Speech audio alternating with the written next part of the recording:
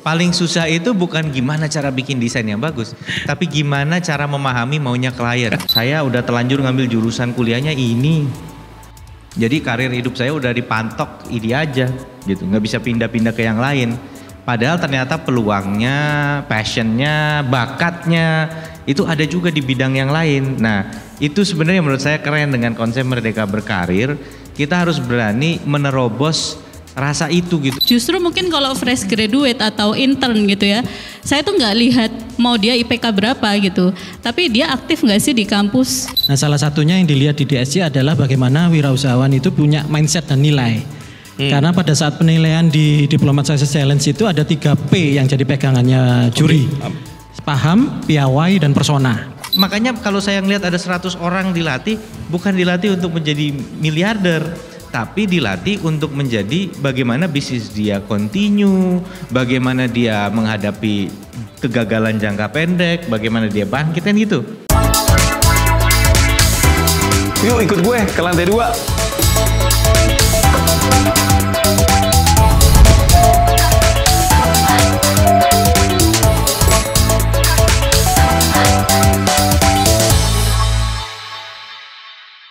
Mohon maaf agak telat, liftnya macet tadi. Terima kasih teman-teman mahasiswa, teman-teman yang juga sudah hadir di podcast Lantai 2 kali ini. Mana suaranya? Udah pada nonton belum sih podcast Lantai 2? Ada yang udah nonton? Belum? Sama sekali belum? Udah ada yang subscribe? Subscribe udah tapi belum ditonton. Maksudnya subscribe itu apa nanti?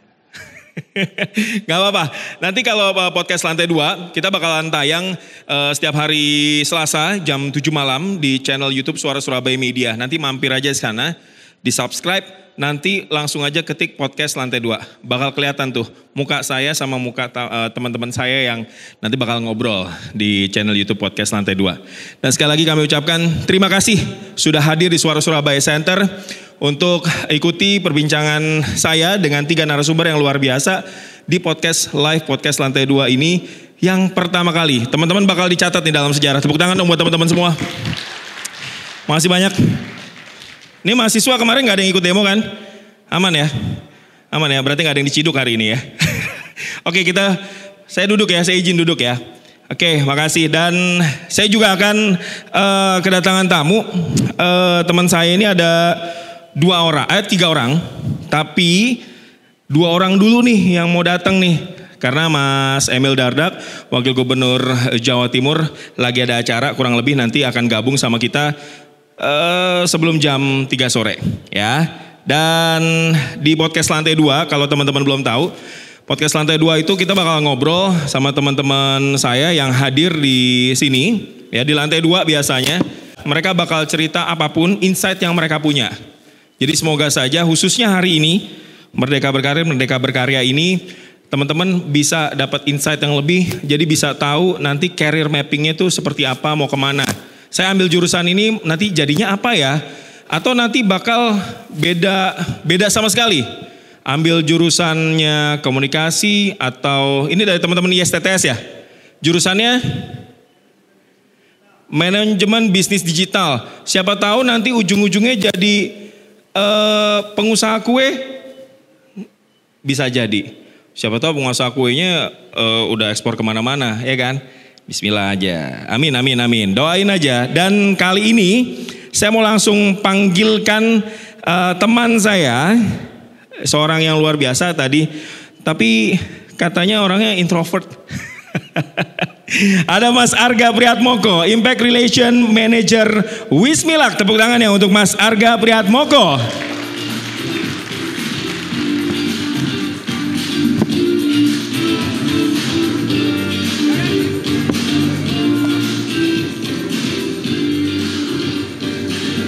Terima kasih Mas Arga. Monggo Mas, silakan Mas. Dinikmati. Wah. Mic-nya bisa ditolong teman-teman. Itu mau ngasih mic dulu. Iya. Monggo Mas Arga. Mas Arga tuh dari tadi tuh pesan sama saya. Nanti ngomongnya jangan yang berat-berat ya. Seberat itu. Setegang itu ya.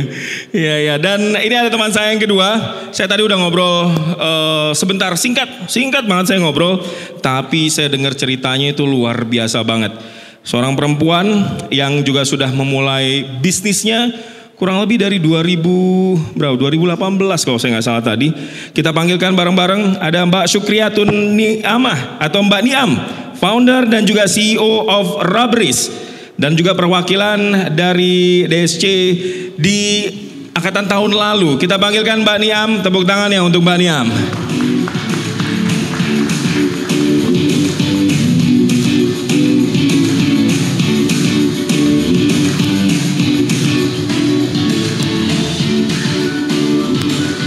Apa kabar Mbak Niam? Waduh, salamannya beda emang. Yang omsetnya udah miliaran, salamannya beda. Nih, oke. Thank you. Ya, tepuk tangan dong untuk teman-teman saya nih yang sudah hadir siang hari ini di podcast live, podcast Lantai 2 Suara Surabaya. Nah, sebelum saya ngobrol lebih jauh nih, kurang tadi sayangnya Mas Emil belum datang ya. Saya sebenarnya mau ngobrol juga sama Mas Emil, bertanya soal bagaimana merdeka berkarir. Tapi kita ngobrol dulu deh sama Mas Arga. Gimana Mas, rasanya sudah hadir di depan teman-teman mahasiswa ini? Ya, alhamdulillah, terima kasih banyak untuk kesempatannya. Salam kenal Mas, Mbak, Bapak Ibu sekalian.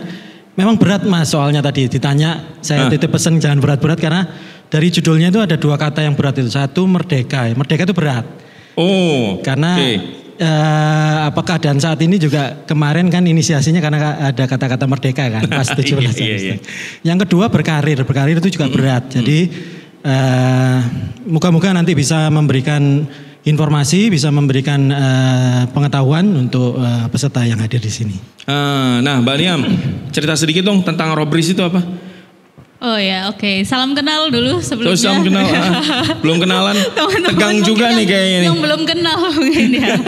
Karena mungkin banyak yang belum tahu kayak gitu. Perkenalkan lagi, saya Niam, CEO dan founder dari Robris. Jadi Robris itu apa? Kita bilangnya sih kita manufaktur gitu ya. Kita manufaktur yang mengolah sampah plastik menjadi material terbarukan gitu, kayak solid surface. Tapi kita juga punya koleksi furnitur seperti kursi, meja, dan home decor lainnya seperti itu. Itu dari 2018 benar ya Mbak ya? Betul, 2018. Oh iya, luar biasa sekali. Oke, sebelum ngobrol lebih jauh lagi sama Mbak Niam tentang usahanya atau startupnya, kita mau ngobrol sama Mas Arga dulu deh. Dimana tadi Anda menitik beratkan dua kata, merdeka dan berkarir. Kenapa sih Mas merdeka itu berat kalau kata Mas Arga? Iya Mas, ya ini karena kebetulan kemarin situasi kondisinya seperti itu ya. Jadi ada banyak penerjemahan atau bagaimana kita mengelaborasi kata merdeka. Kalau hubungannya sama kemerdekaan bangsa 17 Agustus jelas bahwa sebelumnya kita ada pendudukan gitu ya dari bangsa asing, negara asing, sehingga pada saat pendudukan itu selesai kita bisa menyatakan diri merdeka. Tapi seiring berkembangnya zaman, merdeka bisa tambah luas pemaknaannya. Nah, salah satunya apabila digandeng dengan kata berkarir. Jadi apakah kita bisa sebebas-bebasnya terkait dengan berkarir ini, bebas memilih, apakah bebas melakukan apa yang kita mau. Karena jujur berkarir kenapa berat? Karena konotasinya atau asosiasinya dengan penghasilan atau apa yang bisa kita peroleh. Kita dapat nih. Betul. Jadi apakah merdeka itu nanti akan punya konsekuensi ke apa yang kita jadikan tujuan daripada berkarir itu gitu sih Mas. Artinya kalau karirnya nggak bagus di kehidupannya nggak bisa merdeka gitu atau? Mungkin itu, jadi itu kenapa saya sampaikan berat, merdekanya itu merdeka yang bagaimana, berkarirnya yang bagaimana. Terus setelah dapat topik ini kemarin informasinya, saya coba menghubungkan juga dengan nanti yang mungkin disampaikan ke Mas Emil ya terkait dengan platform Merdeka Berkarir.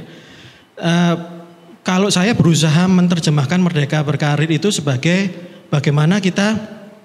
Saya sedikit nyontek nih, saya biar nggak salah. Gak apa-apa Mas, saya juga nyontek kok ini. Gak apa-apa.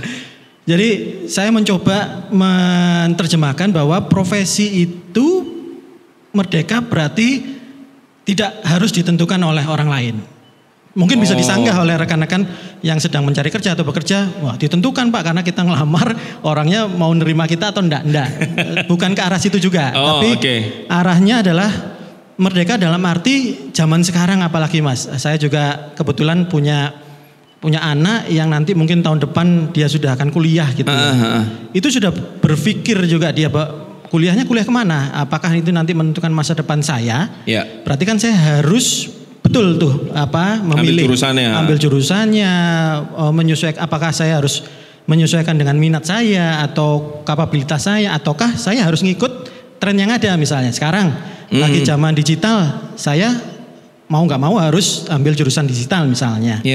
Atau enggak, saya bisa menentukan berdasarkan visi dan nilai. Jadi penekanan saya pada bukan ditentukan oleh orang lain, itu di sisi bahwa kita punya visi, nilai atau mindset. Jadi kebebasan di sisi itulah, bahwa kita sekarang dengan adanya perkembangan zaman yang sekarang ini semua informasi bisa kita dapatkan dengan mudah ya Mas ya, dengan akses sosial media, dengan akses ketemu sama orang berjejaring pun materinya sudah sangat kaya. Kalau zaman saya dulu pengetahuan itu cuma lewat, kalau teman-teman di sini Mas Mbak yang ada mungkin belum pernah dengar istilah RPUL. Dulu ada buku sakti.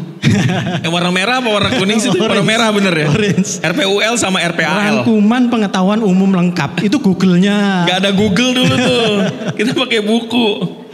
Jadi pengetahuan kita tentang karir pun jadi minim banget sih. Antara opsi kita menjadi pegawai negara PNS atau swasta pun pilihannya sangat terbatas. Sedangkan saat ini kalau teman-teman juga mungkin pernah dengar, sekarang yang lagi in juga ada namanya green jobs. Jadi apa tuh? Green jobs. Jadi pekerjaan yang berhubungan dengan sustainability atau keberlanjutan. Jadi bagaimana posisi itu bisa membantu perusahaan untuk memastikan atau meminimalisir faktor-faktor risiko yang menghambat keberlanjutan perusahaan. Jadi lebih ke merdeka visi dan nilai, bahwa kita bisa punya self awareness istilahnya Mas. Jadi kita punya mindset, kita punya nilai, kita nggak mau ini, nggak mau itu, kita punya prinsip. Merdeka dari sisi situ mungkin yang dimaksud dengan merdeka berkarir. Dan tentunya jangan lupain juga soal impact-nya ya, karena kan Mas Arga juga kan sebagai di Wismilak itu kan sebagai impact relation manager. Ya, dan itu juga harus punya apa ya, istilahnya punya kontribusi ya terhadap karirnya, dan merdeka itu bukan hanya untuk dirinya tapi untuk orang lain juga. Betul Mas, makanya di sini saya catat juga bahwa dengan kita punya mindset dan nilai, sehingga kita bisa justru mungkin seperti Mbak Niam nanti, kita nggak hanya punya karir, tapi kita bisa create karir atau lapangan pekerjaan untuk orang lain. I see. Oke. Di sini sudah ada yang kepikiran untuk buka lapangan kerja? Atau masih, udah deh yang penting saya kerja dulu deh, gitu ya? Masih lapangan kerja nanti deh. Kita bakal ngobrol lagi sama Mas Arga, sama Mbak Niam. Kita sambut dulu Bapak Emil Dardak, Wakil Gubernur Jawa Timur. Alhamdulillah. Apa kabar Mas Emil? Siap. Mas Emil silakan Mas Emil. Jagoannya datang. Disapa-sapa dulu, dari tadi banyak yang nungguin Mas Emil. Mana nih? Assalamualaikum warahmatullahi wabarakatuh. Selamat siang, salam sejahtera semuanya. Alhamdulillah. Senang banget bisa ada di talk show ini. Merdeka Berkarir, Merdeka Berkarya. Makasih buat SS. Siap Mas yang Emil. sudah mengangkat sama-sama tema yang sangat ngena ya, terutama buat Gen Z dan juga buat millennials juga gitu hari ini. Ya mudah-mudahan obrolan-obrolan kita ini bisa membawa hal-hal yang segar, nggak klise, nggak ya pokoknya sesuatu yang bisa bermanfaat buat teman-teman yang mengikuti ini. Itu aja dulu dari saya pertama. Amin. Dan kita bakal ngulik nih Mas Emil gimana belajar. Mas Emil ini sangat-sangat menjunjung tinggi pendidikan.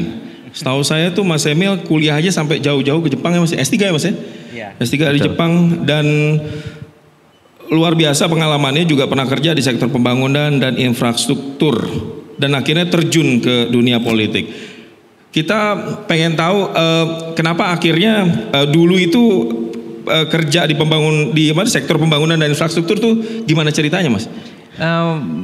Jadi begini, saya pertama nih awal ceritanya tuh saya mendapatkan beasiswa ke Singapura dari ASEAN dan Kementerian Pendidikan Singapura. Jadi waktu itu kebetulan salah satu resume saya adalah saya ketiban rezeki lah ya, dari Yang Maha Kuasa bisa menjadi juara 1 pelajar teladan se-DKI Jakarta. Nah kemudian itu jadi resume yang membantu saya pada saat apply beasiswa diterima untuk sekolah di Singapura. Nah selama di Singapura kemudian saya itu berpikir awalnya saya anak yang sains banget gitu ya. Jadi saya senang fisika, senang chemistry. Matematika terpaksa aja lah gitu ya dulu ya. Tapi kalau fisika kimia saya banyak ada yang nggak suka nih kayak matematika. Matematika ya memang mau nggak mau gitu. Tapi bukan yang kayak wah makin susah soalnya makin bahagia, enggak itu. Kita gue paling sebel kalau ketemu teman gila makin susah soalnya dia makin senyum gitu kan. Kita makin mumet dia makin senyum. Ya tapi saya seneng sama fisika. Ya. Dan terus terang ya dulu kan kita kecil tuh sebenarnya besar di era Pak Harto ya. Anak sekolah kan nggak dicekokin dengan teknologi kita bisa bikin pesawat N250, ada Pak Habibie sebagai Menristek gitu-gitulah. Jadi dulu nggak kepikiran politik, yang kepikiran tuh saya mau jadi saintis gitu. Waktu SD aja di buku tahunan pas lulus itu saya pengen bikin mobil terbang kan gitu dulu. Ya gitu, cita-citanya begitu dulu. Nah tapi kemudian setelah di Singapura mulai ada geografi itu, kita pelajaran geografi itu ada 2, ada physical geography, kita belajar mengenai cuaca, mengenai alam, ada human geography. Nah saya umur kan waktu itu 14 tahun ya, berangkat ke sana tuh umur 14 tahun, waktu itu tahun 98 ya, jadi saya umur 14 waktu itu, terus ya gitulah namanya umur gitu pas ketemu loh kok ternyata saya lebih seneng human geography, ekonomi, pemerintahan, malah seneng. Akhirnya, wah, apalagi di kelas itu kan saya sekolah di Raffles Institution. Itu sekolah alumninya tuh Lee Kuan Yew, tahu pendiri Singapura. Jadi itu sekolah sejak tahun 1823, lulusan situ biasanya jadi Perdana Menteri, jadi menteri di Singapura lah, pokoknya pinter-pinter banget lah anak-anaknya. Jadi saya pas di kelas itu justru saya bisa lebih bagus dari teman-teman tuh di pelajaran human geography. Jadi saya ngerasa wah bakat saya di sini nih gitu. Akhirnya bergeser keinginan. Nah udah gitu semua orang punya setback lah. Kalau saya waktu itu ngerasa saya di Indonesia udah cukup lumayan gitu ya ininya nilai-nilainya agak ya lumayan lah pokoknya. Nggak dewa-dewa banget sih tapi lumayan lah gitu kan. Tapi begitu ketemu dewa-dewa di sana ya, anak-anak paling pinter dari Vietnam, anak-anak paling pinter dari Malaysia, dari Singapura, dari Tiongkok. Ya agak ini juga ya, agak beradaptasi saya.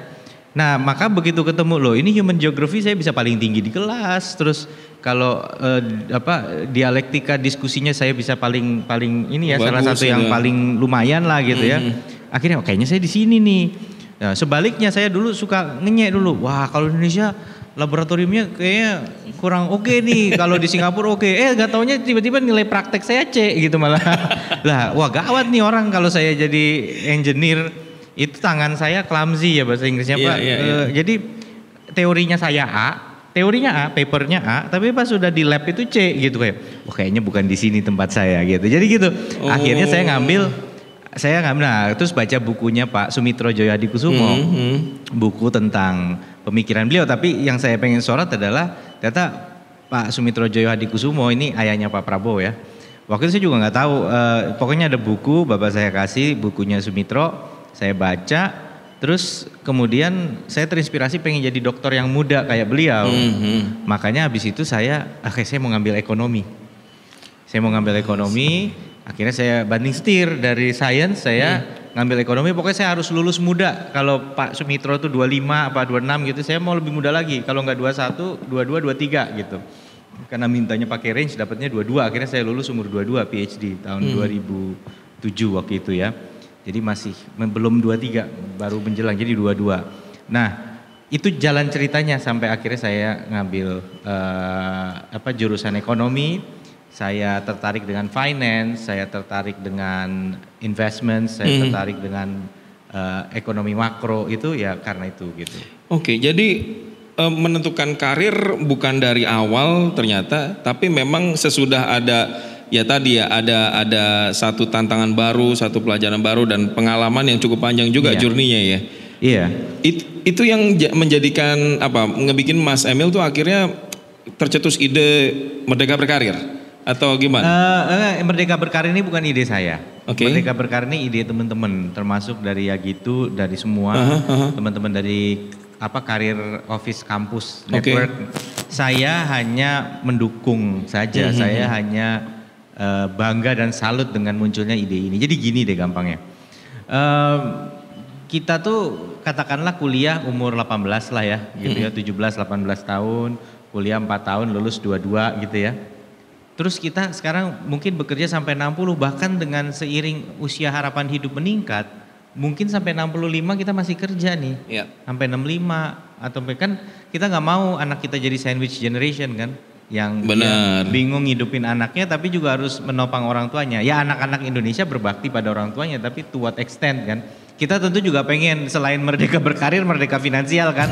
Maksud kita ngarep-ngarep dari anak kayaknya gimana gitu kan. Jangan dong. Meskipun anak juga tentu dengan senang hati ingin memberi orang tuanya, tapi kitanya sendiri pengennya ya jangan hanya mengalahkan, tapi kita juga punya. Nah, itu mungkin harapannya, makanya semua sekarang anak-anak muda itu juga aware dengan financial planning, pension plan seperti apa kan gitu ya.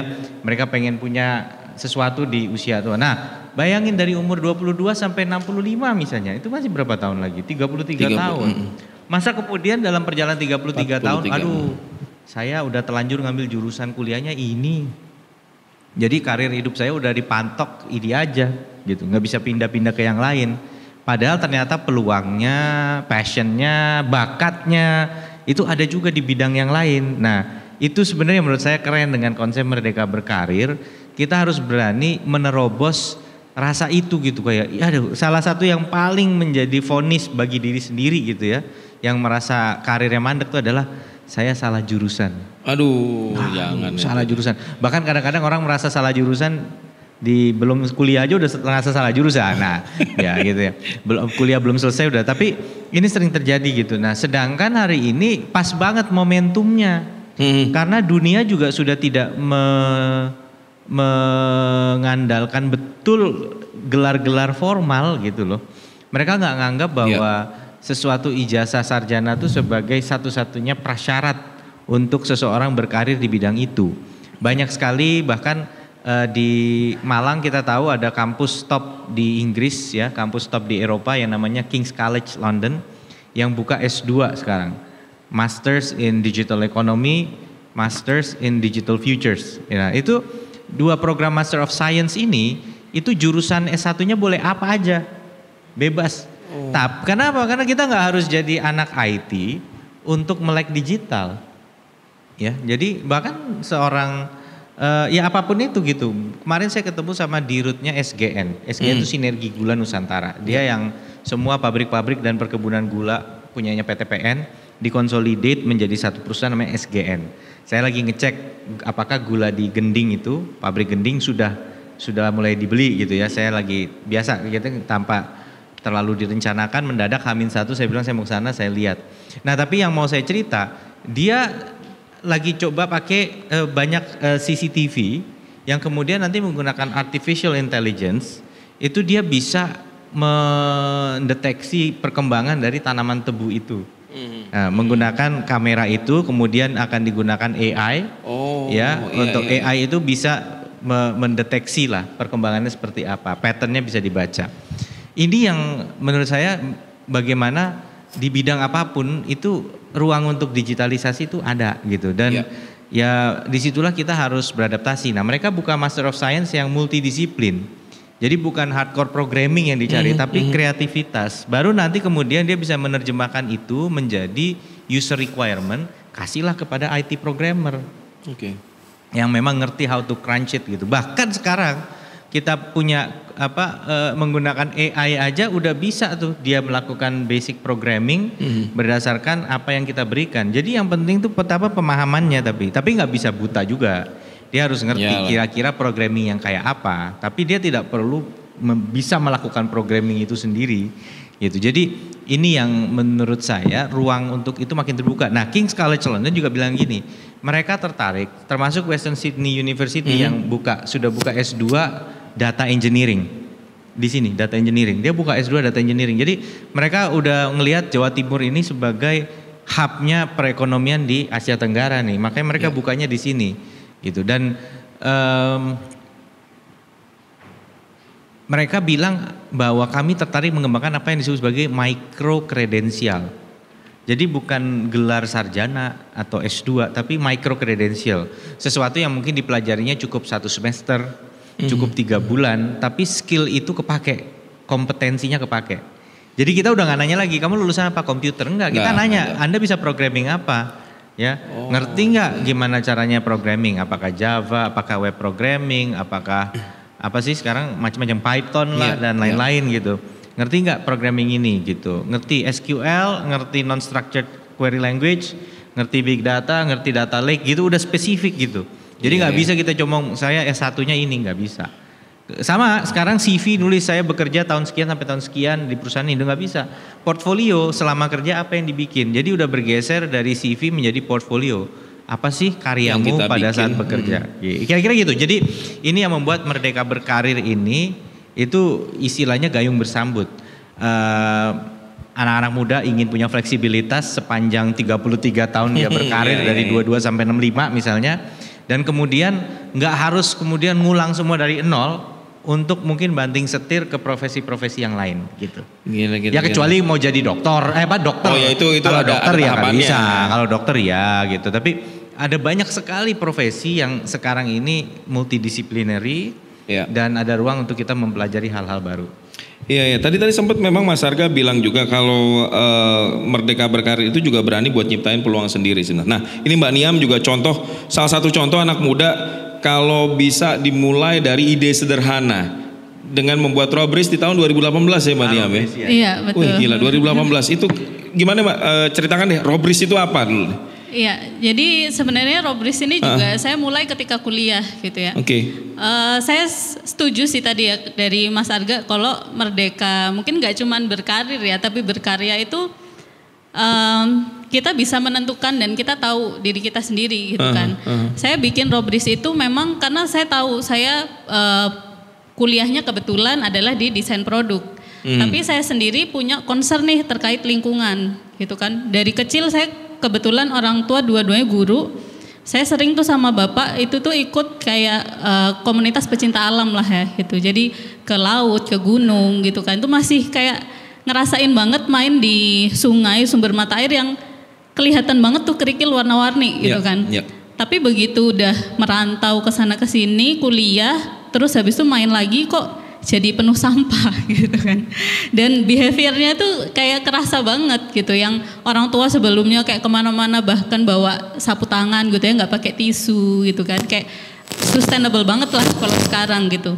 Tapi ketika plastik sekali pakai itu tiba-tiba marak banget, itu tuh jadi tiba-tiba berubah, nyetok Aqua gitu kan, jadi nyebut merek, nyetok air mineral gitu ya, sekali pakai di rumah gitu, nggak pakai tumbler kayak gitu-gitu. Jadi segala yang instan itu mungkin juga bikin kita ketagihan ya sebenarnya.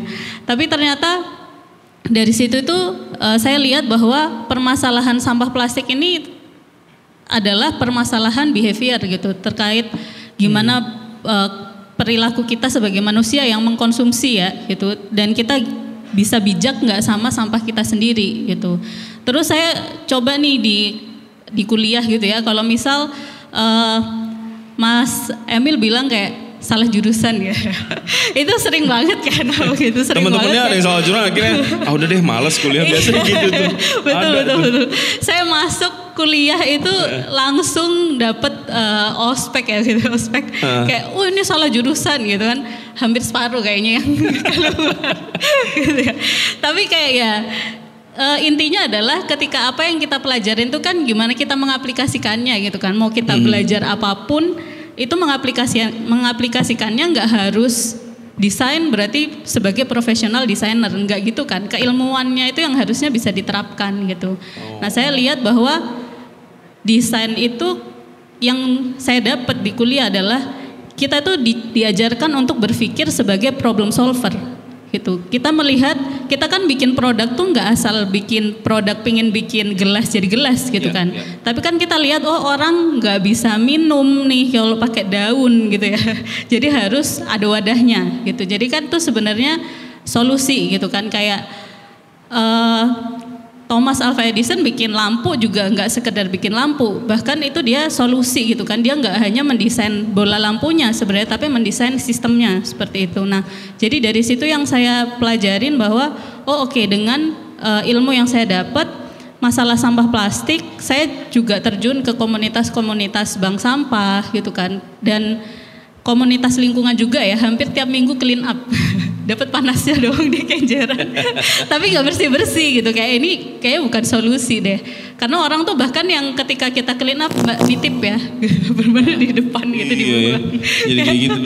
Wow gitu. Nah itu akhirnya kayak oke, berarti bukan ini nih solusinya gitu. Ketika ke bank sampah pun 10 tahun loh bank sampah Jambangan itu ngebangun, kayak wow itu lama banget kan.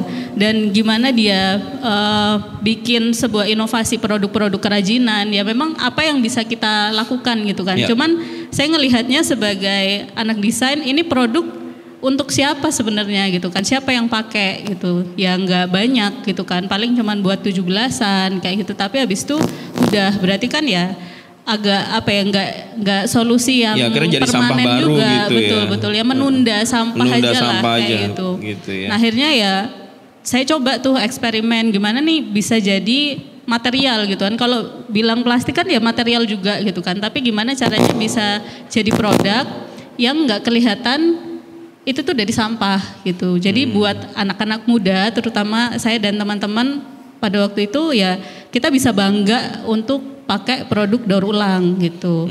Akhirnya daur ulangnya jadi apa? Jadi furniture gitu jadi ya? Jadi furniture ya, jadi material sebenarnya. Gitu. Oke, dicek deh Instagramnya di @robries ya. @robries ya. Robries, cek aja di @robries nanti gimana yang brand yang sudah dibangun oleh Mbak Niam dan timnya sekarang udah ada berapa? 60 ya? 60. Wih, tepuk tangan deh buat Mbak Niam deh. Udah ada 60 tim dari 2018 ya Mbak ya? Iya 2018. Ya saya nggak tanya omset itu rahasia, tapi udah gede banget ya makanya. Dan yang paling penting itu adalah impactnya, ya, kontribusinya kepada lingkungan luar biasa. Dan Mbak Niam ini DSC di tahun lalu ya Mbak ya? Betul, tahun lalu. Kategori apa Mbak waktu itu menangnya?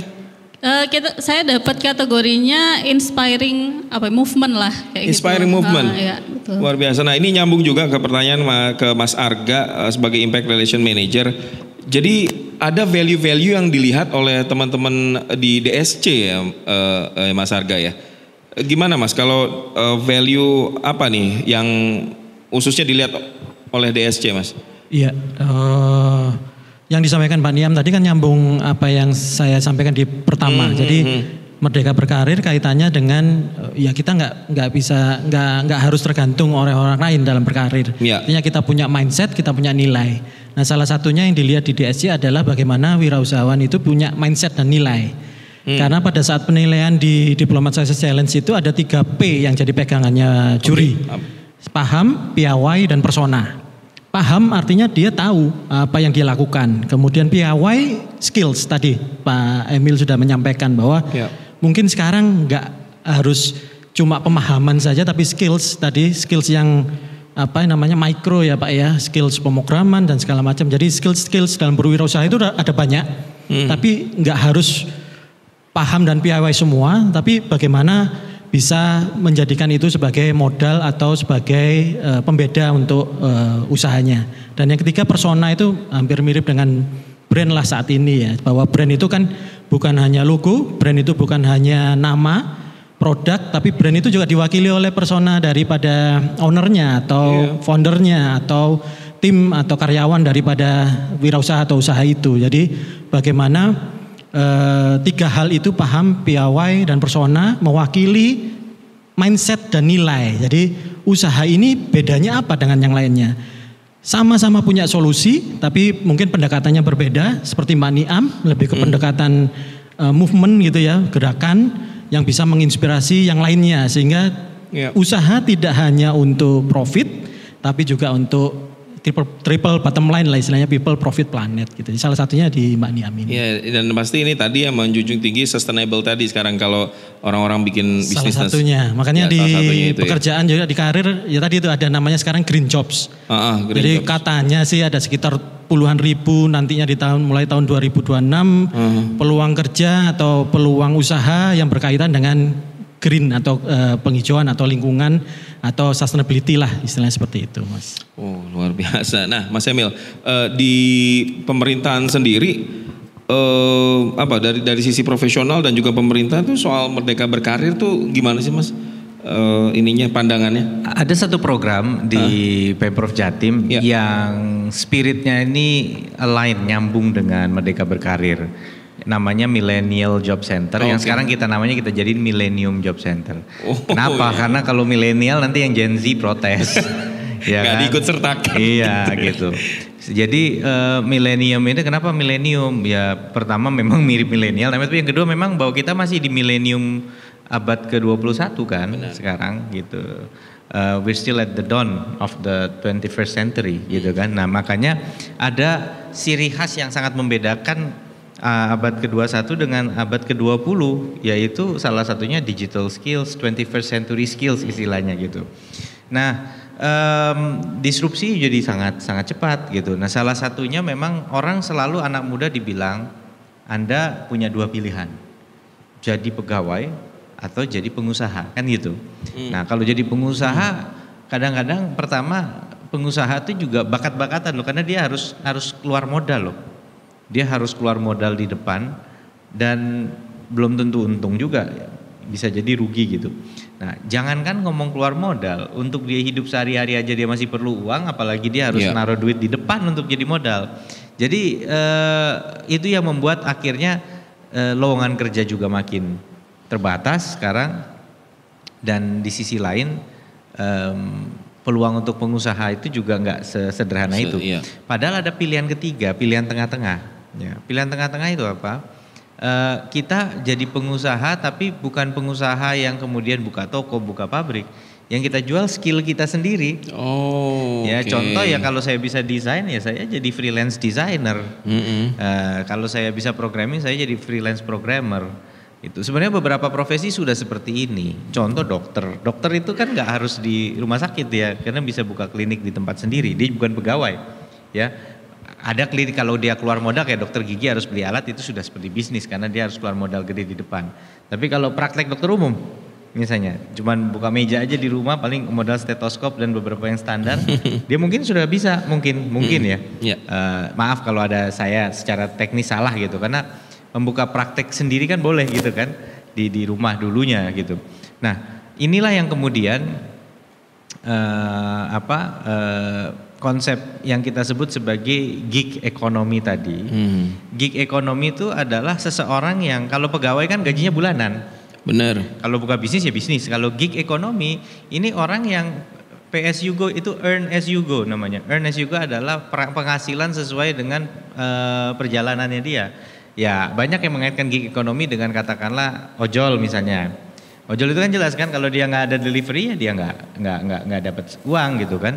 Jadi dia bekerja sendiri. Nah, tetapi ternyata bidangnya banyak gitu yang bisa bekerja freelance.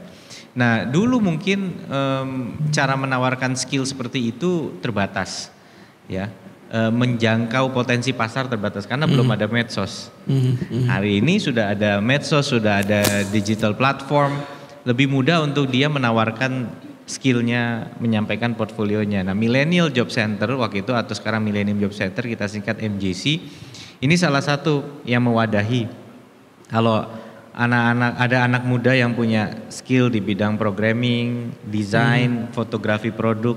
Foto produk tuh beda loh. Foto produk itu bukan hanya sekedar di foto aja gitu. Oh iya benar, ada teknik-tekniknya. Foto produk tuh ada propnya gitu ya. Kalau kita mau bikin kayak kita lihat misalnya mau fotokopi kopi ya, mau coffee products misalnya gitu. kita nggak cuma foto kopi aja atau teh misalnya.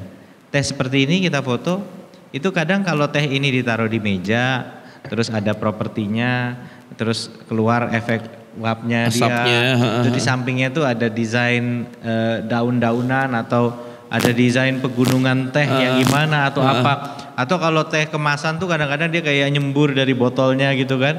Nah, itu adalah foto produk. Dulu yang bisa bikin begitu.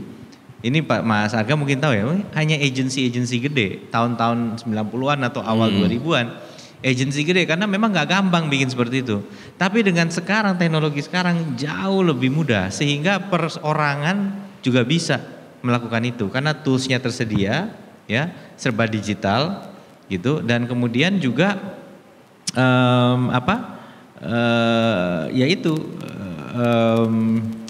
akses juga sudah. Anak-anak muda kita lebih banyak ngulik sekarang, otodidak itu lebih memungkinkan. Bahkan mereka nggak melalui pendidikan formal aja bisa gitu. Belajar di YouTube udah dia bisa. ngulik, dia belajar di YouTube, dia apa gitu. Nah ini sehingga kemudian kita menjodohkan nih, at the same time banyak banget UMKM yang disuruh Anda harus go digital, Anda harus onboarding ke e-commerce. Caranya gimana? Kalau kita di e-commerce kan orang nggak bisa nyicipin produknya, nggak bisa mencium aromanya kan. Nah jadi dia harus punya visual appeal, daya tarik visual. Nah gimana caranya? Yaitu tadi fotografi produk, kontennya harus bagus. Nah saya ketemu nih, kita sering kumpulin nih ibu-ibu yang punya bisnis, diajarin, gini Bu caranya desain, gini caranya promo ini gitu. Ya mereka bilang, waduh saya buat bikin produk aja waktunya udah habis gitu. Dan kebanyakan ibu-ibu pemilik UMKM ini side hustler. Apa maksudnya side hustler nih? Side hustle itu kerja sampingan. Dia tetap mengutamakan. Saya ketemu pembatik nih di Bangkalan gitu ya. Ya dia pokoknya bangun pagi yang paling penting bikinin sarapan dulu buat suami dan buat anak. Terus dia nggak mau kerja di atas jam 4 karena udah saatnya siapin makan malam gitu. Tapi dia nggak produktif. Jadi dia nggak pasang target saya harus sekian pendapatan, enggak gitu.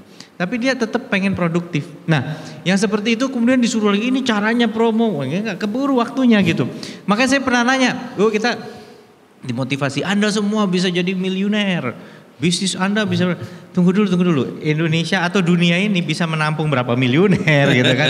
Kita tuh pengen ada 1000 orang sukses, bukan mencari 10 yang akan jadi miliuner. Tapi kita ingin 1000 orang ini bisnisnya steady, ajek, nggak bangkrut kan gitu. Jadi kadang-kadang kita bagaimana memotivasi orang untuk menjadi 10 miliuner padahal saya pengen mencari 1000 jutawan gitu. Nah, ada yang juga bilang bisnis ini paling bagus untuk jadi jutawan. Oh iya Pak, iya. Tapi awalnya miliuner dulu. Jadi turun malah gitu kan. Enggak gitu. Jadi maksudnya kita pengen mencari formula bisnis yang kontinu. Iyalah kita punya cita-cita besar. Tapi kalau pemerintah gitu ya. Apakah pemerintah tuh tahu cara menjadi miliuner?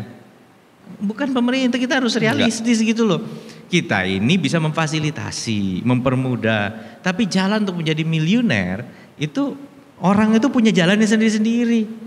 Nah tapi makanya kalau saya ngelihat ada 100 orang dilatih, bukan dilatih untuk menjadi miliarder. Tapi dilatih untuk menjadi bagaimana bisnis dia kontinu, bagaimana dia menghadapi kegagalan jangka pendek, bagaimana dia bangkit kan gitu.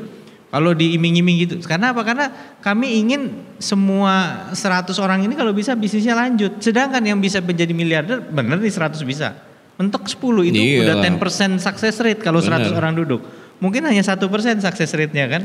Gitu. Jadi ini yang kita tertarik. Maka dari itu UMKM ini serahkan pada ahlinya. Kalau Anda pengen punya foto produk yang bagus, pengen punya kemasan yang bagus, pengen punya digital marketing campaign yang bagus, konten yang menarik, serahkan aja pada ahlinya. Nah disinilah dinas UMKM kita dengan sekali lempar batu dapat 2. Dapat UMKM. Yang pertama UMKM-nya bisa onboarding, benar, ya bisa transformasi digital. Yang anak-anak muda ini dia punya bakat, dia punya passion, nggak punya portfolio, nggak punya jam terbang. Kita jodohin nih. Nah karena nggak punya pengalaman, ada mentornya dulu, anak-anak ex-agency yang ngedampingi karena gini, ini bukan cuma jago-jagonya gimana caranya foto, gimana caranya desain. Oh nggak gitu. Yang paling challenging itu adalah klien tuh maunya apa. Di sini ada nggak yang pernah kerja desain gitu? Ada yang pernah punya project? paling susah itu bukan gimana cara bikin desain yang bagus, tapi gimana cara memahami maunya klien. Itu. Nurutin klien susah. Non technical skillsnya justru. Nah ini yang mentor tuh punya pengalaman. Gini loh cara komunikasi sama klien gini. Nah kadang-kadang harapannya begitu dia, karena dia mungkin banyak otodidak atau apa. Nanti spesial nih, misalnya saya fotografi suka. Ya tapi kamu kalau moving object kamu kurang jago. Ya udah spesial aja. Dia tinggal ngambil kompetensi untuk fotografi moving object atau low light fotografi misalnya kan kayak gitu kan. Jadi bener-bener micro skills itu yang dipelajari, enggak 2 tahun belajar foto lagi, enggak gitu. Kita sekarang tuh bener-bener specific problem solving. Ini saya ilmunya kurang sini, oke ini yang diambil. Nah ini yang salah satu program Pemprov, dan alhamdulillah meskipun COVID anggaran harus dikurangi drastis karena kita harus mendorong penanganan COVID. Tapi di 5 tahun pertama pemerintahan Kofifa Emil itu sudah lebih dari 10.000 proyek Millennial Job Center yang dijalankan. Dan kita ingin 5 tahun ke depan lebih banyak lagi dari 10.000 yang kita jalankan. Mantap, ini benar-benar jadi artinya jembatan ya, jembatan dan bukan hanya bukan hanya yang luar biasa tuh di MJC itu begini. Jadi bukan hanya mengenalkan si UMKM dengan si talent-talentnya ini, tapi talentnya ini pun akan dibekali oleh mentor-mentor yang memang sudah berpengalaman ya. Sudah banyak yang luar biasa, dan tadi ada 10.000 ya Pak ya. Iya. Maksudnya, dan ini bakal targetnya berapa lagi ke depan mencari lagi? Ya kita mau di periode kedua dia harus eksponensial dong.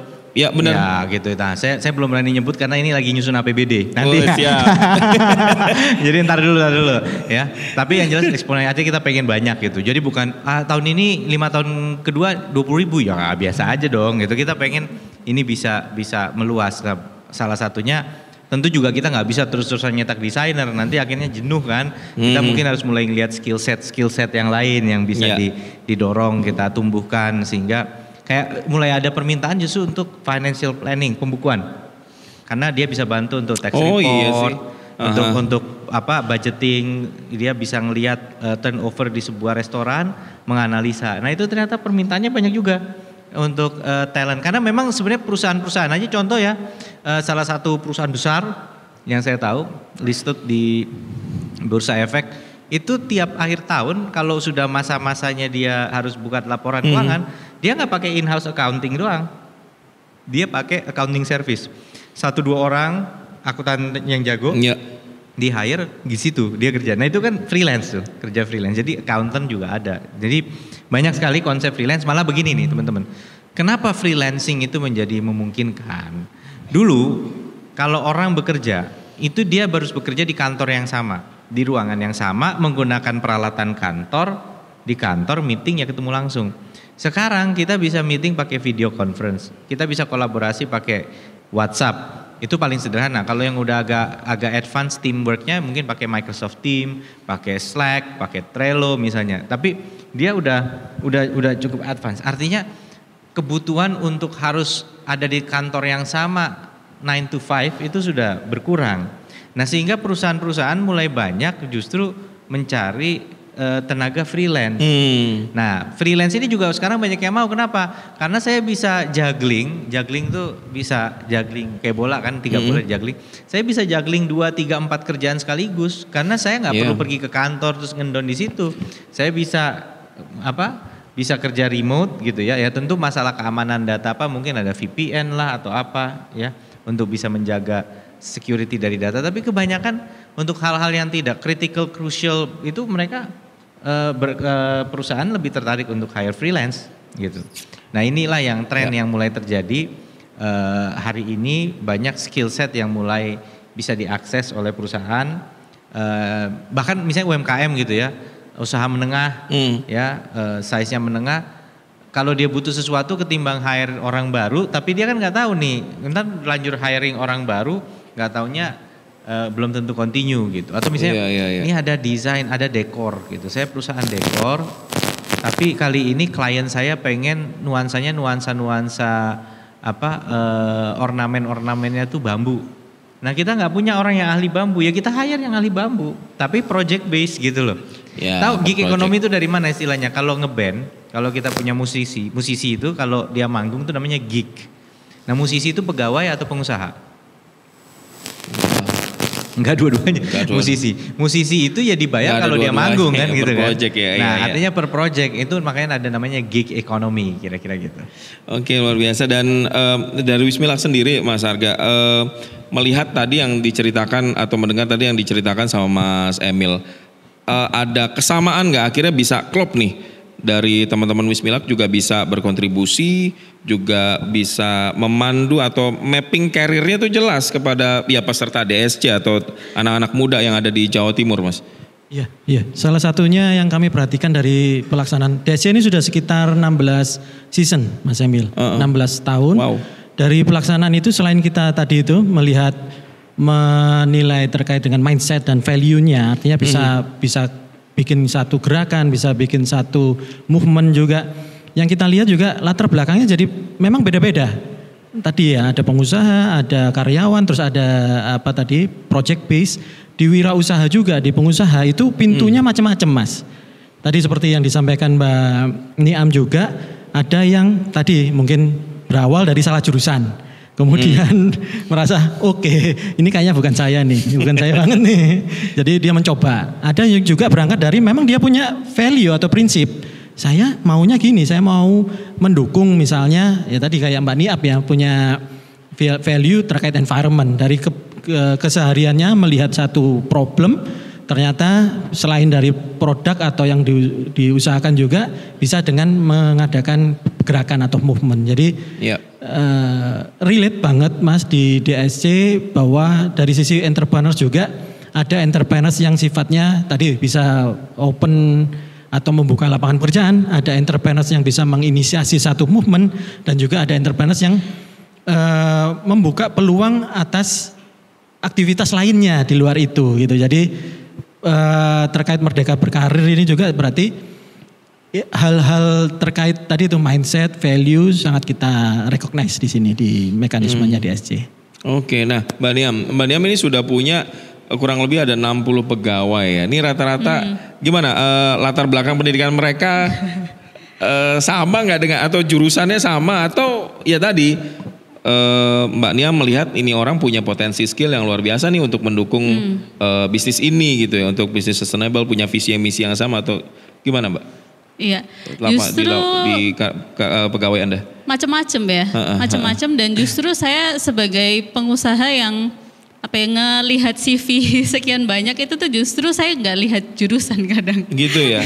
Sama kayak Mas Emil tadi lebih ke portofolio ya jatuhnya. Misal kerja di sini, tapi kayak apa nih sebenarnya yang dia lakuin di perusahaan itu gitu dan apa nih pencapaiannya atau apa nih sebenarnya justru mungkin kalau fresh graduate atau intern gitu ya saya tuh nggak lihat mau dia IPK berapa gitu tapi dia aktif nggak sih di kampus gitu kayak karena kan balik lagi sebetulnya kita tuh mencari ketika kita butuh posisi sebagai supervisor let's say supervisor nih kan nggak spesifik ya sebenarnya pekerjaannya gitu kan mensupervise-nya itu kan berarti lebih ke karakter jatuhnya leadership, komunikasi dan lain sebagainya. Jadi justru aku lebih benar-benar ngelihatnya lebih ke karakter gitu dan bener yang tadi Mas Arga bilang saya tuh sering banget ke karyawan tuh bilang kayak Robris tuh bukan saya, Robris tuh bukan produknya, Robris bukan brand gitu tapi Robris tuh ya semua orang yang ada di dalamnya gitu termasuk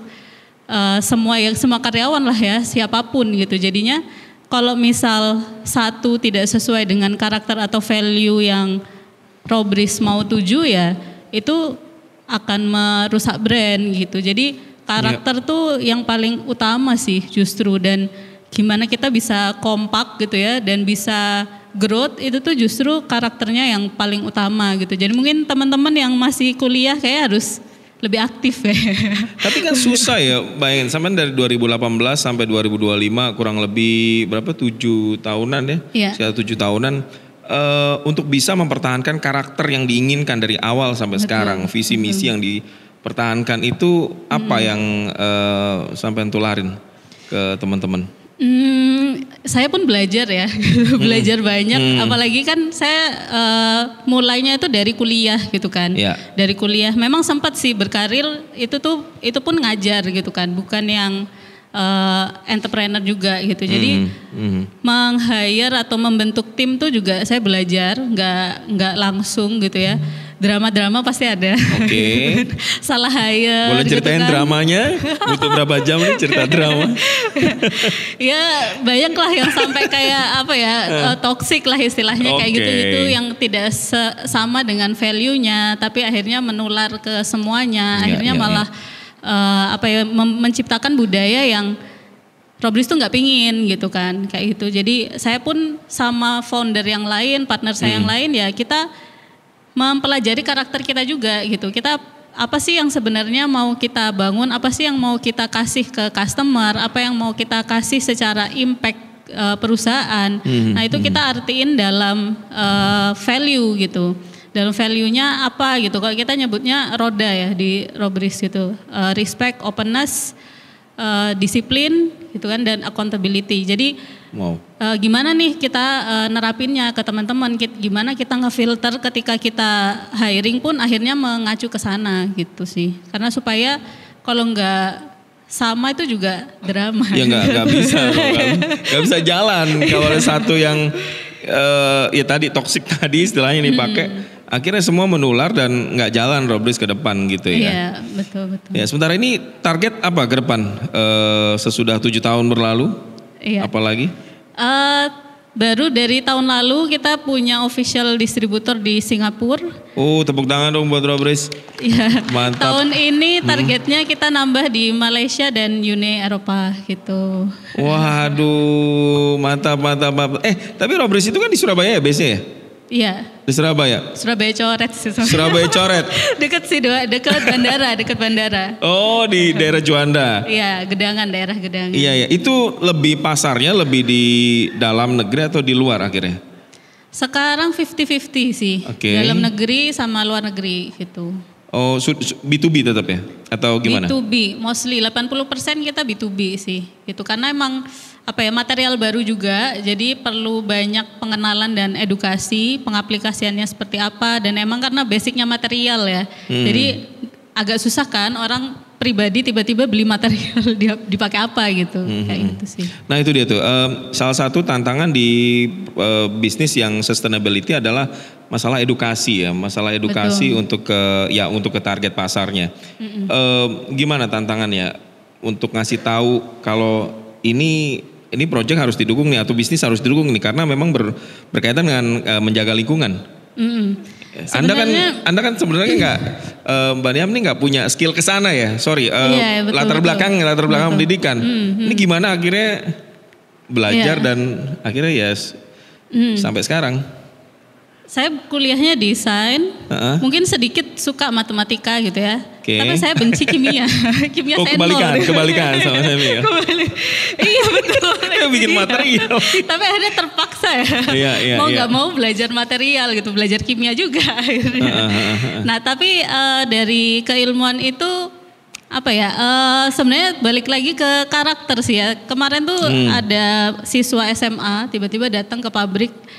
Mau gitu ya, mau lomba karya ilmiah gitu. Terus ya mungkin masih polos lah ya, kayak gitu ibaratnya nanyain kalau jadi entrepreneur tuh susah nggak sih ya susah. Kalau ngelihat gampangnya ya gampang. Iya betul.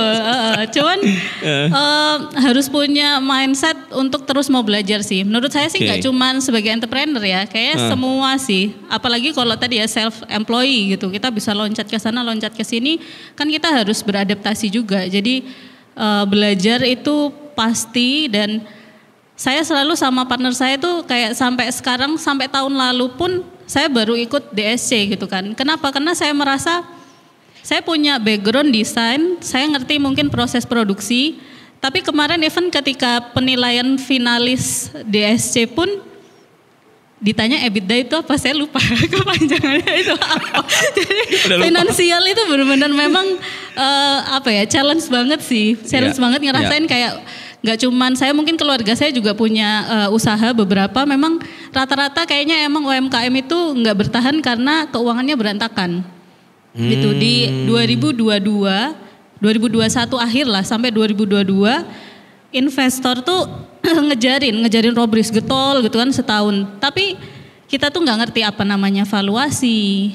Terus laporan keuangan kita masih berantakan. itu bahkan sampai investor yang ngerapihin, investor yang ngitungin valuasi gitu kan, kayak kok pelos banget ya. Barulah akhirnya mencari partner finance, CFO gitu untuk bantuin ngerapihin keuangan dan lain sebagainya gitu. Dan baru tahu oh jadi saya belajar lagi tuh kemarin ketika kayak saya nggak bisa jawab lagi gitu kan. Terus akhirnya kayak saya bilang ke CFO saya, Mas saya belajar lagi dong laporan keuangan kayak gimana. Akhirnya belajar lagi tuh soal finansial, keuangan kayak gimana. Karena selama ini ya mungkin saya terima beres ya gitu. Tapi akhirnya ketika saya belajar lagi, saya lebih tahu nih gimana untuk lebih besarnya lagi gitu kan, itu seperti apa gambaran besarnya bisnis secara utuh, mindsetnya tuh seperti apa itu dapat lagi gitu. Luar biasa, tepuk tangan dong buat 3 orang teman-teman saya ini yang tadi udah cerita panjang benar soal Merdeka Berkarir. Dan intinya tadi ada beberapa yang harus digarisbawahi adalah nilai mau belajar tadi ya, dan juga bisa beradaptasi dengan cepat, dan jangan sampai ada kata-kata aduh saya salah jurusan nih. Nggak ada yang kayak begitu kan?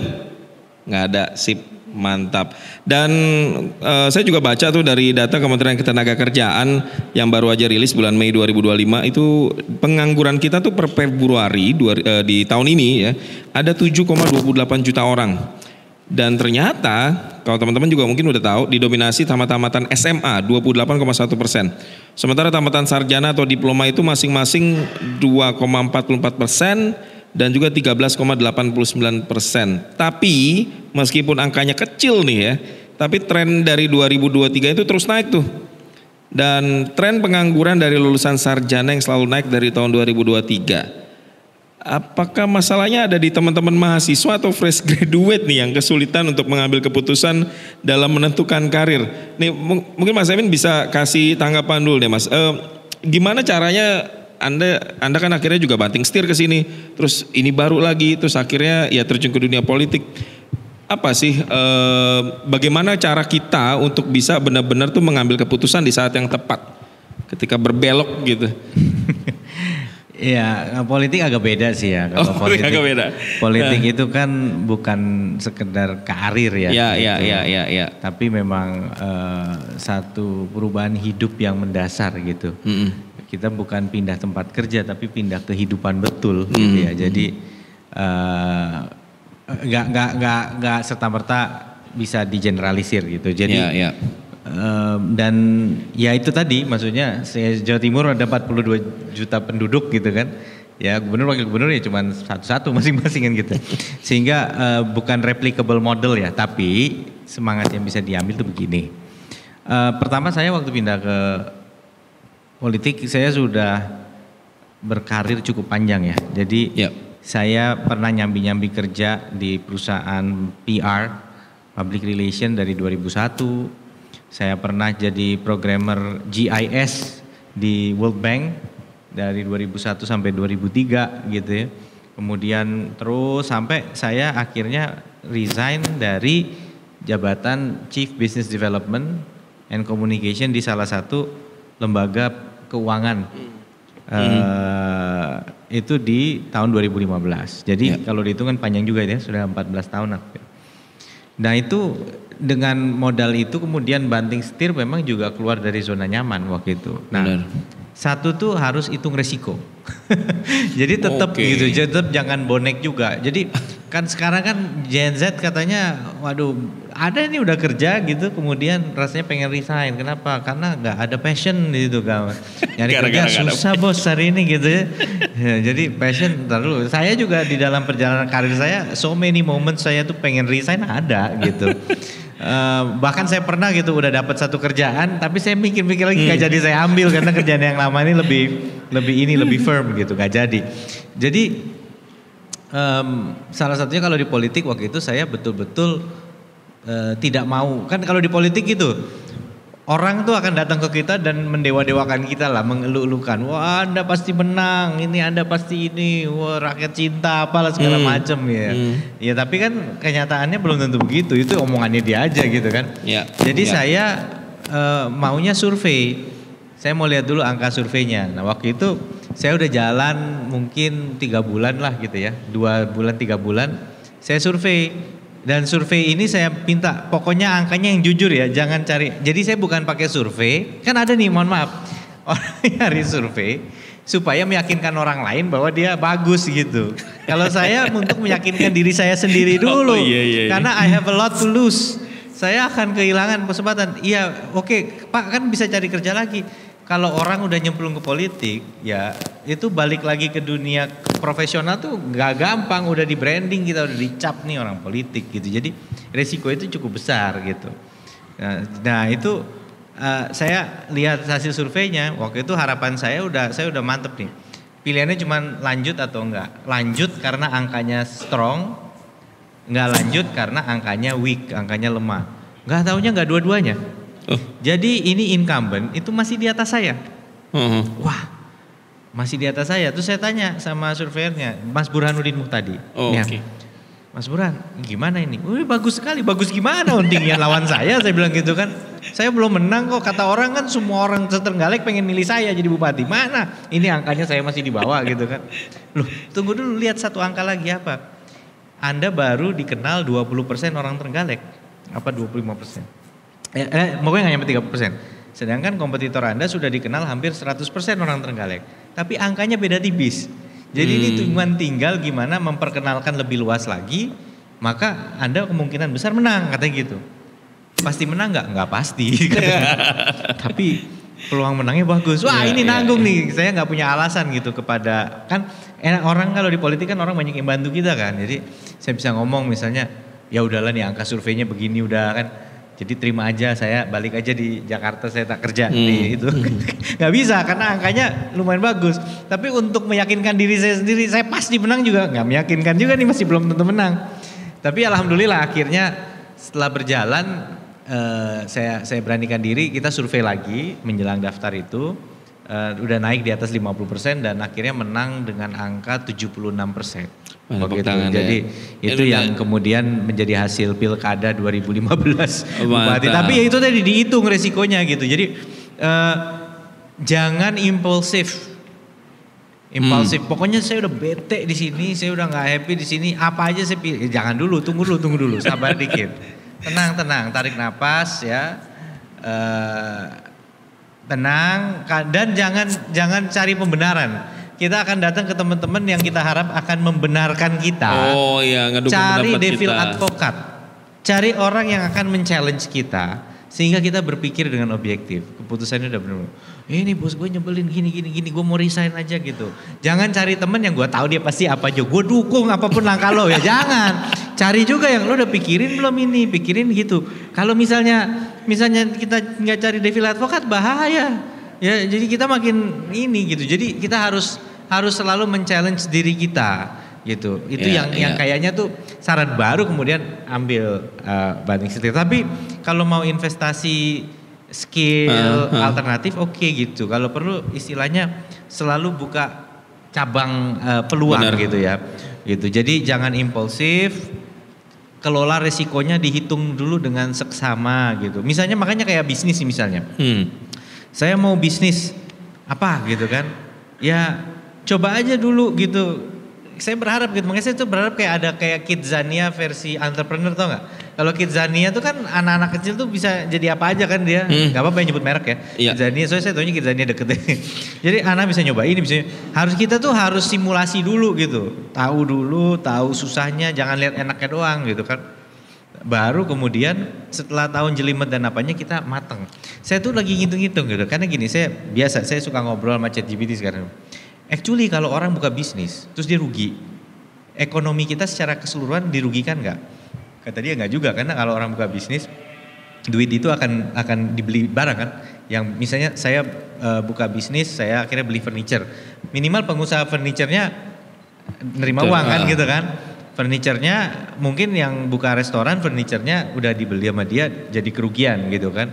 Atau dia beli bahan makanan gitu kan. Minimal pengusaha makanan supplier makanannya juga ini. Jadi duit itu muter. Nah, yang jadi masalah memang di sebuah perekonomian atau negara tuh kita membalance gitu. Kenapa sih kita harus membantu UMKM ini yang gagal maupun yang berhasil? Gitu. Karena memang kegagalan itu adalah hal yang menjadi suatu fenomena yang lumrah. Selalu ada resiko, masalah. Nah, bagaimana kita mengecilkan kegagalan itu kan yang jadi penting gitu Mas. Nah, jadi membalance antara kalau negara bisa membantu mengurangi resikonya. Contoh ada keaturan mengenai bankruptcy law. Kalau bangkrut gitu kan, dia nggak kemudian delosor habis-habisan kan gitu kan. Nggak, jadi ada proteksi kepada yang pengusahanya, tapi juga dia ada tanggung jawab yang diambil. Kalau delosor habis-habisan, orang akan nggak mau ngambil resiko.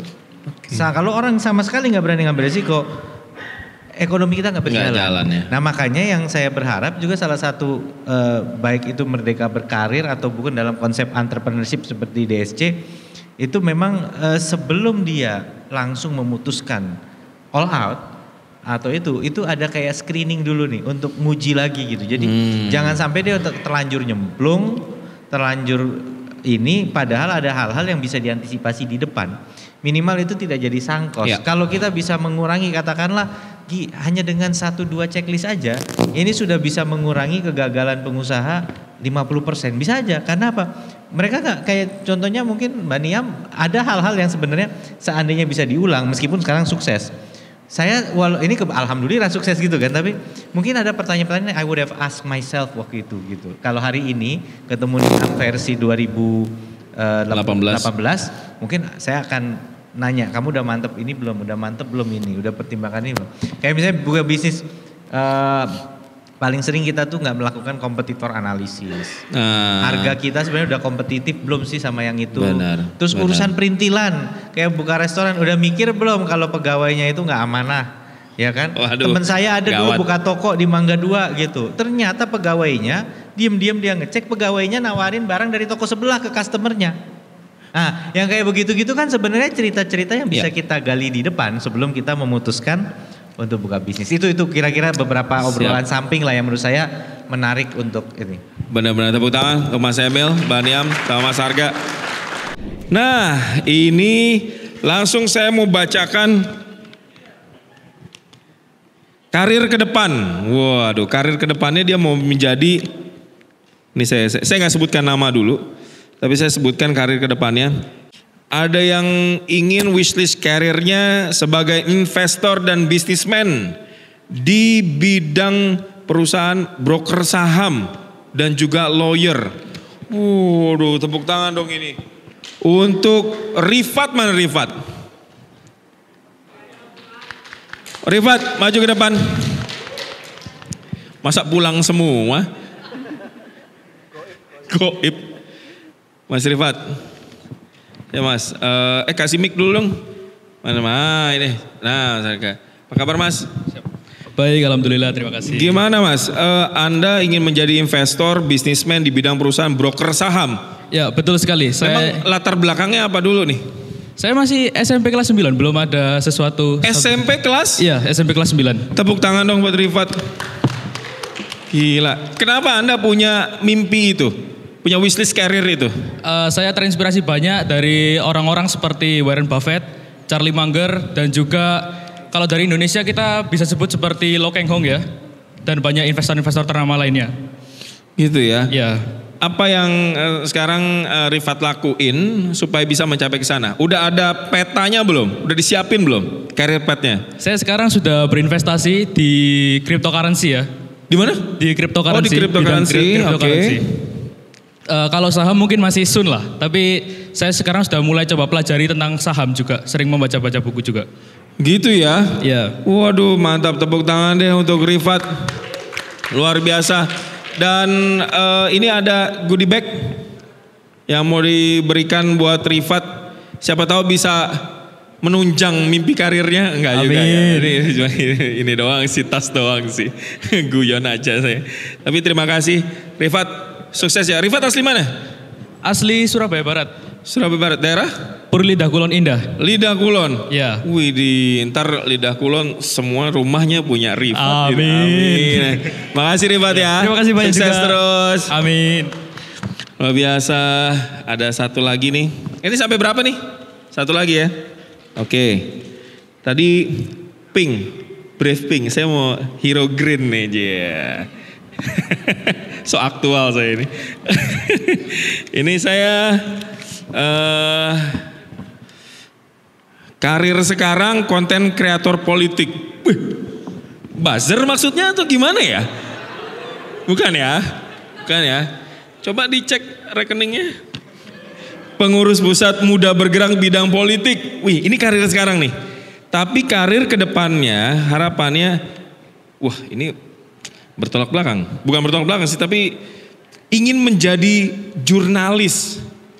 Waduh, ingin menjadi wali kota Surabaya, tepuk tangan. Saya agak bingung nih, mau ke politik dulu apa ke jurnalis dulu jadi wali kota. Tapi kita panggil langsung Fajar Satriawan Wahyudi dari Universitas Darussalam Gontor Ponorogo. Kepada Bapak Fajar Satriawan diharapkan naik ke atas panggung. Gitu. Biasanya kan protokoler dulu nih, apa kabar? Apa kabar? Sehat. Wih, tangannya wali kota. Gimana sekarang usia berapa? Sorry. 22. 22? Iya. Masih udah lulus semester atau? Di semester akhir. Semester akhir? Iya. Semester berapa? 8. Semester 8, semester akhir. Skripsinya tentang apa nih? Tentang Siapin. korupsi pajak. Korupsi pajak. Tangan. Saya dukung Anda. Kami dukung Anda ya. Oke, kenapa akhirnya mau terjun ke dunia politik? Saya kan 9 tahun jadi santri. Dan Oke. kemarin sebelum pemilu kita menaungi seluruh santri dan alumni di Indonesia Ya. untuk bisa belajar politik dan kami delegasikan untuk bergerak dan mendukung paslon di daerah masing-masing. Jadi kita bekali mereka dengan politik, integritas, mata kuliah anti korupsi, public speaking, dan mereka bisa mendukung calon siapapun itu di daerah masing-masing. Gitu ya. Bisa buat santri, karena santri kan hanya paham mungkin agama yang paling Ya, paling dalam ya. maka kita bekali tentang ilmu-ilmu di luar itu, ilmu marhaenisme, kebijakan publik, ekonomi policy, dan lain-lainnya. Kok tapi tiba-tiba ke depan mau jadi jurnalis? Hah? Karena awal mula ngonten itu dari sekolah jurnalis, jadi setahun bersama Mbak Najwa di Narasi Jogja. Wes, tepuk tangan. Luar biasa. Terus? Jadi kalau jargon kami di jurnalis itu, kami membantu Anda, kami juga mengawasi. Jadi Ya. ketika kita mendukung siapapun itu, nanti suatu saat kita juga yang mendemo dia dan datang ke rumahnya langsung seperti itu. Gitu ya. Mendukung bukan berarti nggak boleh kritis. Iya. Ya, tetap harus dikritisi, tetap harus dijaga ataupun dikawal. Iya. Kenapa jadi wali kota Surabaya, bro? Kan tadi kata Pak Emil, kita harus punya challenge gitu. Oke. Ya, karena kita lahir dari arek Surabaya dan 13 tahun besar di Surabaya, ya waktunya kita berjuang buat Surabaya lagi lah kayak gitu. Gitu ya. Iya. Dicatat nih. Siapa panggilannya? Mas Fajar. Mas Fajar ya. Fajar, dicatat ya. Awas aja, jangan sampai berubah nanti kalau sudah dapat jabatan.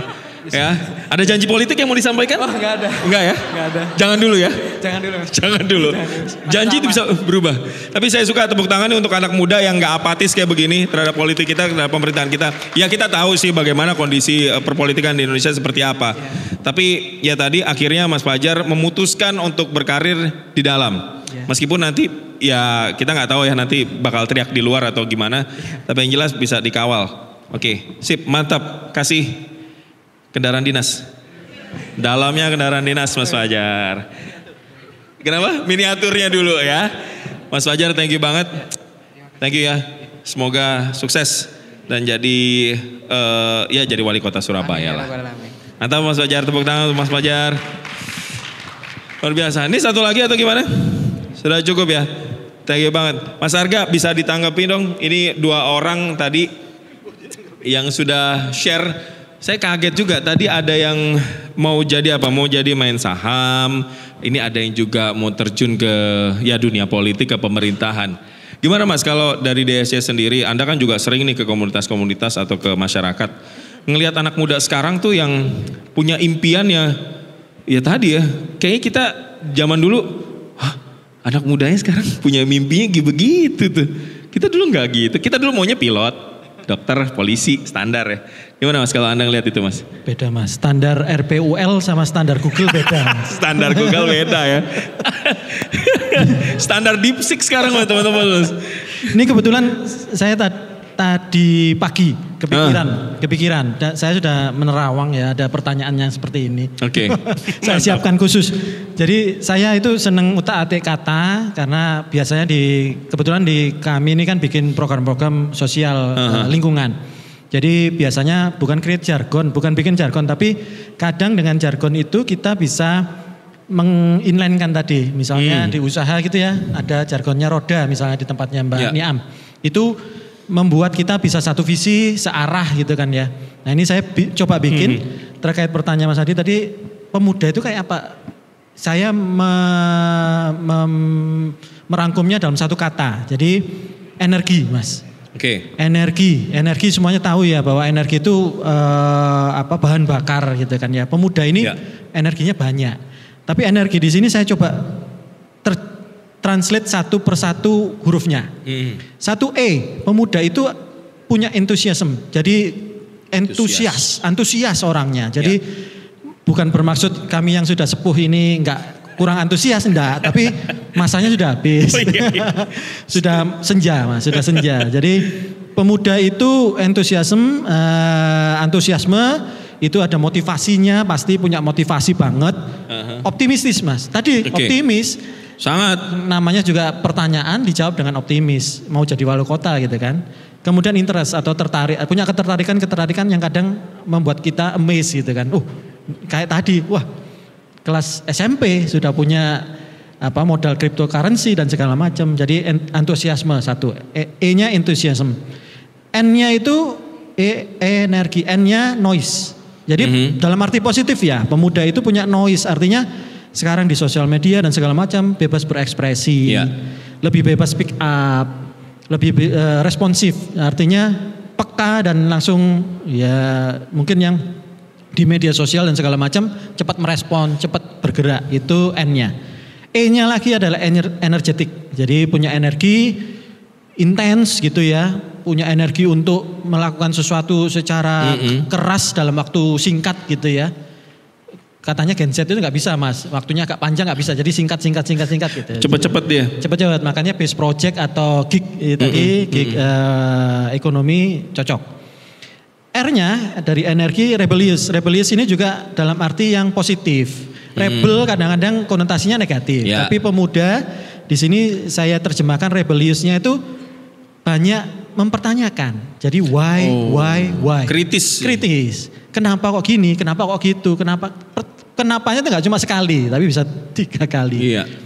Kemudian G-nya growth, jadi masa-masa pertumbuhan, masa-masa peralihan gitu ya. Jadi reasoningnya, pola berpikirnya, judgment, penilaiannya dan imaginationnya sedang bertumbuh.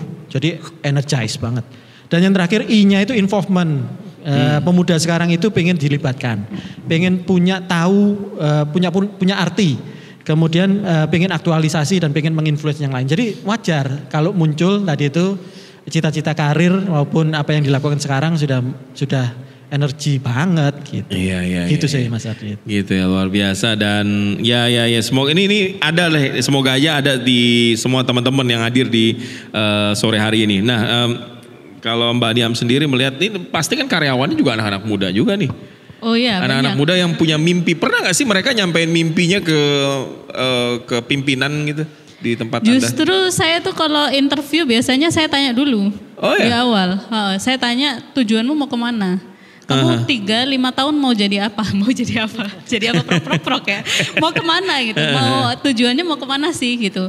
Karena saya nggak pengen mewadahi. Sebenarnya kan kita juga di perusahaan tuh mewadahi untuk ke tujuan yang sama kan? Iya. Tapi kalau misal kita mau ke Bali, dianya mau ke Depok ya nggak ketemu gitu. Jadi saya justru nanya di awal gitu, kayak targetmu dalam waktu dekat deh apa gitu, atau 3-5 tahun apa gitu. Kadang ada yang dia motivasinya luar biasa, berarti saya juga harus mikir berarti nih anak punya jenjang karirnya kemana gitu. Apakah Robris bisa mewadahi? Kalau Robris nggak bisa mewadahi ya saya bilang mungkin kalau saya lihat seperti ini gitu kan, mungkin sampai segini kita tidak bisa mewadahi seperti apa gitu kan. Gimana dia mengelainkan atau mungkin ya dia nggak cocok atau mungkin dia saya bisa tapi nanti mungkin sampai sekian kayak gitu. Jadi enak gitu jalannya gitu. Atau yang mungkin ada juga tuh kadang kayak saya nggak punya motivasi. Ada tuh yang gitu. Nggak punya motivasi. Ya pokoknya gitu kan kayak wah susah sih gitu kan. Kayak gitu ada juga ternyata. Tapi tadi dengar teman-teman luar biasa ya kayak wah kayak DSC siap bikin gebrakan. Siap bikin gebrakan nggak? Siap. Mantap. Thank you banget ya udah cerita panjang lebar nih dan ini isinya semoga juga menjadi insight juga yang bagus juga buat yang hadir di sini dan nanti yang nonton di YouTube channel podcast Suara Surabaya Media. Dan sekali lagi Mbak Niam terima kasih. Sama-sama. Ya, terakhir ini Robris nanti akan dibawa kemana nih? Insya Allah Robris targetnya kita menjadi sebuah ekosistem dari hulu ke hilir gitu ya. Kita bilang kita adalah ESG partner buat semuanya, buat perseorangan, buat corporate, buat seluruh ekosistem di Indonesia dan insya Allah global. Amin. Kita doakan sama-sama. Kalau DSC nanti tahun ini ke-16 sudah mau submit ya biasanya? Tanggal 13 besok terakhir Mas. Oh besok 13 untuk submit season 16 besok tanggal 13 terakhir. Sudah kejaring berapa nih? Belum update juga saya, tapi tahun kemarin aja 30-an ribu, targetnya tahun ini insya Allah bisa lebih banyak lagi. Bisa lebih banyak ya? Jadi ya sama seperti Mbak Niam tadi, bersama DSC siap bikin gebrakan. Siap bikin gebrakan, tepuk tangan untuk narasumber kita. Luar biasa sekali dan terima kasih juga yang udah nonton sampai habis di podcast Lantai 2 Suara Surabaya di channel YouTube-nya dan teman-teman nanti juga bisa komen, bisa subscribe dan juga bisa di-share terus ya supaya semua yang tadi insight-insight dibagiin ini juga bisa bermanfaat buat circle Anda. Sekian dari saya Adit Jufriansa pamit. Terima kasih. Bye-bye.